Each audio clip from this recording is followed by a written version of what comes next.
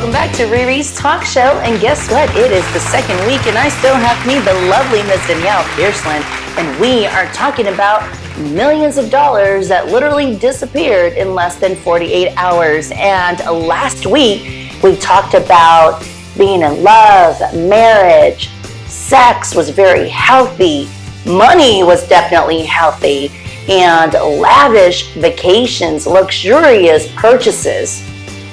Today, this week, we're going to focus on what happened because her ex-husband started showcasing some emotional and mental issues that they had to go to counseling for. Right, Danielle? Yeah, we had a lot of counseling. I had my own counselor throughout the entire marriage. It wasn't towards the end.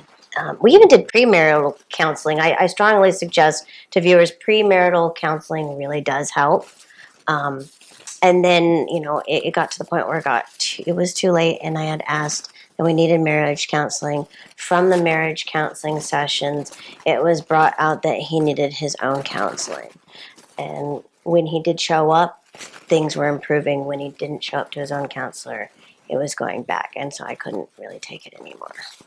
And of course, because a lot of the people that's watching my show would say, well, didn't you please your man? Why did your man step out of the bedroom? And all that good stuff. I mean, how healthy was it? It was very healthy. I mean, at least at minimum 1 time a day, 2 times, sometimes 3, if we could get that little lunch nookie in, as we called it, or we'd tell the kids. What happened to this money? Where did it go? The money disappeared, like you keep saying, in 48 hours. We got into a fight. I confronted him on his cheating. He had slept with one of the single mothers that was on our property, and I confronted him, and that's when he hit me for the last time. I ended up calling 911, and when he could hear the sirens in the distance, he took off. From there, I'm dealing with, police, fire, and all of that, trying to just pick up the pieces and what had just happened, and he was off taking money out of the accounts. He already kind of just knew it was done. And of course, with you that was going through the marital issues that was happening in both of your lives, the children, the properties, and you said there was physical abuse, and this was the last time that he hit you, and you finally picked up that phone. What made you decide to pick up that phone to call 911? Because it's very, very important for men and women that are being abused in your relationship that you have to react. What did it for you? It was my children. I mean, looking at them trying to have to explain, and you can only say so many words, but it's actions that speak out more. And I was just showing my daughters that this behavior was okay. And I know that they'd carry that on to, their relationships. And I had to set an example. And I had to put my foot down that I wasn't going to be hit anymore. I mean, there was times that I did call out for help. I was physically screaming for help. And our renters, because they didn't want to lose their place of living, they would just quietly close their windows and let the abuse go on, which was pretty scary. Danielle, we were talking about, the abuse and how you cried out for help and how people just closed their windows and continued to allow the abuse to go on. And you also mentioned that was the time that you called the police. You finally picked up that phone. And he heard the sirens and took off from there. He took off running, and here I'm left dealing with, police reports, cleaning up basically the mess that he casually just kind of ran away like it was nothing. Well, I feel and he knew that it was done. It was over. So while I'm dealing with cleaning up the mess, he's out there depleting each one of these accounts. Now, what would you say? Was it literally in 48 hours that it was gone? Yeah. Or give us a time frame? It was about 48 hours. He's depleting these accounts. I did what is known as a domestic violence order, to have a restraining order. And it's called ex parte, so it will expedite it faster Okay. because it's serious. So it's kind of like an emergency restraining order, Basically, right? it's emergency one. And I started going to the bank accounts because I'm thinking like everybody else does, I get half. This is the end. I need to make sure that I can take care of the properties. I didn't want to go into debt, have my credit ruined. There's a lot of things that I learned from the first marriage that, I wanted this second divorce to be as clean as possible, friendly. I mean, I still love him even though he did this stuff. Enough was enough and no was no. And we had to just separate. So as I'm going through trying to grab this paperwork and the accounts, I'm noticing there's no money there. So are you saying that as you are trying to collect documentation in regards to all the property, all the financial records, right? And this is in a matter of days, and you believe that since you were married, of course there is a 50-50 split, because of course you're here in California, right? And you're saying that that was not the case. What happened? Half is not always half. That was like a big wake-up call for me. With the first marriage, we didn't have much. We didn't really have anything, so there was really no equal split. He knew what was his, I knew what was mine. It was simple on that part. But with this one, I'm collecting all this data. I get into the courts and I'm like, well, all these accounts are depleted. There's all these bills that are owed. Water bills are being shut off. Things are, renters are complaining. Here's the evidence. And the judge sits there and tells me, well, if it's not there, I can't force to give half. Now, this was in court here in California, yes, in right? The family courts. In the Bay Area. Yes. How long ago were you in court? 2012. So this is very recent. It's been a couple of years old. And, because of course, I'm a bit confused. And I know that the audience will be confused that you were in the Bay Area. Was it in the Santa Clara County, Alameda County? What county? Let's just say Bay Area. I think it'd Bay be Area? a lot. Yeah, it's Bay Area in the central part. So this was in the Bay Area. And of course, we can always have links that you can reach out to your local attorneys and whatnot to verify some of the things that she went through. Because of course, let me put a disclosure out there. Danielle is speaking basically based on her experience, okay?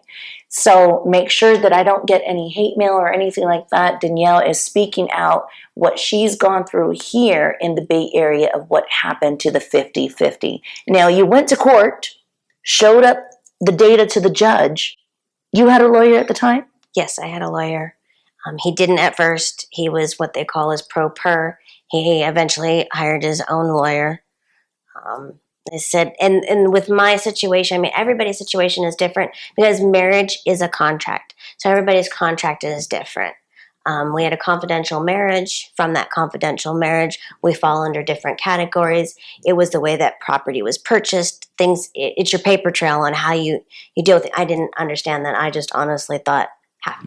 Is from the marriage on, everything's half. And it's not. It's titles and different things on property I quickly learned. Right. So please note, ladies and gentlemen, as she mentioned, her marriage was a confidential marriage. Their contracts, the way they purchased their properties, their real estate, of course, you're in a whole different, bracket of funding and income. So it might be different from the average or the common marriage. However, Danielle, regardless of the millions of dollars that was in the bank, she went to court showcasing all the documentation. And she was told, then if the money's not there, then I can't give you half. So no alimony, no help on the properties. Even though these properties bills were not being paid, I was still legally responsible to pay for half. Also, the legalities of what a management is to provide for their renters.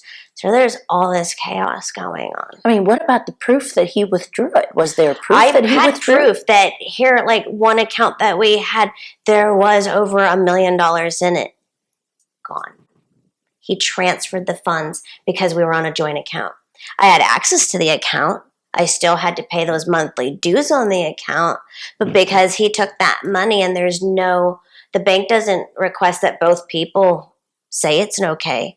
We're both on the account, which basically is saying that I'm entrusting him, he's entrusting me. He can take this money at any point of time. I can take this money at any point of time and take it out and do whatever or transfer it. Right. And there doesn't need to be an okay. Right, because of course I'm not an attorney at all, but of course, you came in with him, he's got $2 million from his dad, but then you took the money, invested, and made over, 10 to $12 million. Right. I would think the 10, $12 million is what you would, he would need to take his $2 million that he came in the marriage with, and then the 50% split, but you're saying it's not the case. It's not the case. Even with, like I said, there's contracts, and it stated that I was his property manager. This was a partnership. So even though I didn't get physical paychecks, you could see the times and the hours that I put in to manage it.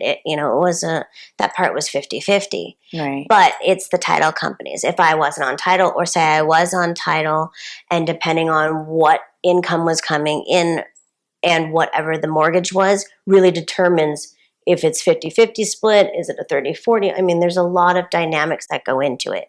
Okay. No, I'm so thankful that you were able to talk about that with the whole 50-50 split, because of course some of the audience may be like, wow, how can that happen? No, it's in the state of California, whatnot. I know that you have a message that you want to tell our audience. And of course, ladies and gentlemen, a disclosure once again. We are not, legal lawyers. Please seek an attorney to confirm or ask, because every contract, every marriage is different. And Danielle, what is it that you want to tell the men and women out there? That, 50-50, it's not always 50-50 in the state of California. Know what you're getting into. I mean, we all want love, and I had love, but it's not about that. You need to know what you're signing when it comes to properties. Are you really going to get 50-50? Know what your responsibilities are, because those responsibilities fall on you regardless if you're getting a divorce or not. It's still with you. And that's really, don't let what you hear from your friends over, oh, honey, you'll get half. Oh, no, you don't get half. It's literally a lot of money. So of course we need to pay attention to details, contracts, read. And if you don't understand what's in those printed dotted lines, make sure that you ask an attorney. Seek the help of a legal professional or even a paralegal to help you understand what is in writing. And in this case, even though she provided documentation, if that money is not in the bank, it does not exist. Correct. Right? That's the way it was explained to me. If it's not there, how can he force them a judgment? So now that we've talked about, the blissful marriage, that love, happiness, living the lifestyle of a high roller, luxurious vacation, luxury purchases, real estate purchases, turned the money into $10, $12 million. And then we got to see some of the not so pretty side of marriage. There was infidelity. There was unhappiness. They sought out help through counselors. They went through, and sex was healthy, okay? There was abuse. There was many, many things that happened. Now, I want Danielle to tell you all where she's at today and where she is going. Well, I can tell you, I don't have millions in the bank. First, I wish. But even though I'm begging, borrowing, and living on a prayer, I'm enjoying life for the first time in a whole different way. I'm out there, first of all, being involved with my children still on school boards, financial advisory boards with the Union School District. I'm out there doing politics with our local politicians, helping out in the community, volunteering my time. I'm doing makeup and special effects stuff for our fire department, our police, when they're doing their simulation trainings, my new projects that I'm working on. Well, not really new. Some are ongoing, but I have the San Jose Zombie Run coming up. We have 900 zombies running through the streets of San Jose, looking for brains. I'm working on the Renaissance Fair down in Casa de Fruta as a hair braider. There's so much. I'm out there. I'm living life, like I said, to the fullest, having fun with my children. You know, they get to come out on a lot of these events that I work on, whether it is the politics or, you know, helping zombies find some brains. We're just out there. We're just having a lot of fun. What else are some of your aspirations or your future goals that you still have yet to accomplish? I just want to be a really good mom. I mean, that's all I ever wanted to grow up and be, was a good wife, a good mom. So even with having two husbands, I'm still a hopeless romantic. I'm hoping I'll find love again. I probably won't get married until I'm 90 is an ongoing joke. And just right now, just whatever comes my way. I mean, I would love to be doing more behind the scenes on films, working in fashion shows. I'm kind of a little bit doing that for wedding fashion shows and high-end fashion shows, doing makeup. I also do face painting for birthday parties. So yeah, give me a call if you want face painting. Yeah, she's quite an artist. But that's all I think I want to do is just really be a good mom, enjoy life. You know, I had all this money, didn't have money, and I'm finding happiness even without money. I mean, hey, we all need it, but I'm enjoying what I'm doing, and as long as it's involved in arts community or politics, you'll probably find me there. And I'm super happy that you're talking about, you know, I'm hopelessly romantic, yes. You know, which means that you still believe in love regardless of all the pain and heartache that you've endured in your past, I would say, 15 years? 18, actually. 18 years of my life has been marriage. Wow. And I'm glad that you're taking this time to really go out there and be involved in the community, of course, with your children and friends and family. Now, you did mention you are single, right? Very single, ready to mingle.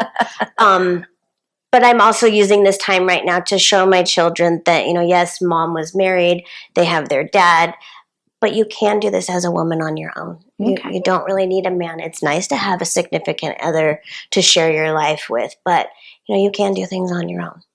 That's awesome. Now, are you still currently friends or still involved in some way with your husbands? Yes, I am. It took a long time to get there with co-parenting and going through the trials and errors and, you know, separations. But yeah, we're friends now. My first husband only lives a couple blocks away, and the girls can walk anytime back and forth. We don't really even have any schedules. We call it kind of like the 24-hour notice. Hey, mom, I'm going to dad's after school, or I'm going.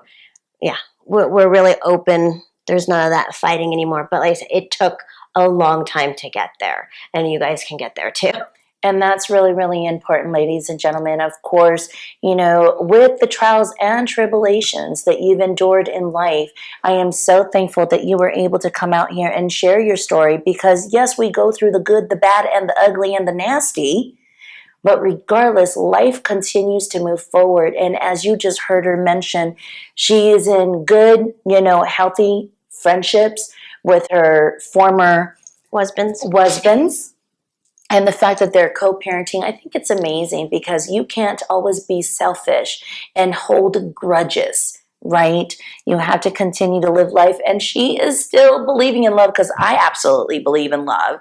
And there's a lot of people out there, once they get hurt, it's really, really hard for them to step out again and to feel that love again because of the pain that they went through during the process. So if you can tell the ladies out there on how to really overcome all this and to feel the way you feel, what would you say? I'm really here because of my spiritual background. I think that's what kept me grounded and kept showing me that, you know, sometimes this higher power takes you through horrible things so that he can show you he is that light guiding you through it so you can come out bigger, better, and stronger. And when you're talking about the higher power, I mean, of course, I don't mean, you know, everybody has their preference. I mean, I know that you believe in God. Yes. Right? And that's who you're talking about? Yes. Because I tell you, God is so good. And like she said, she believed in the higher power and he brought her out of this.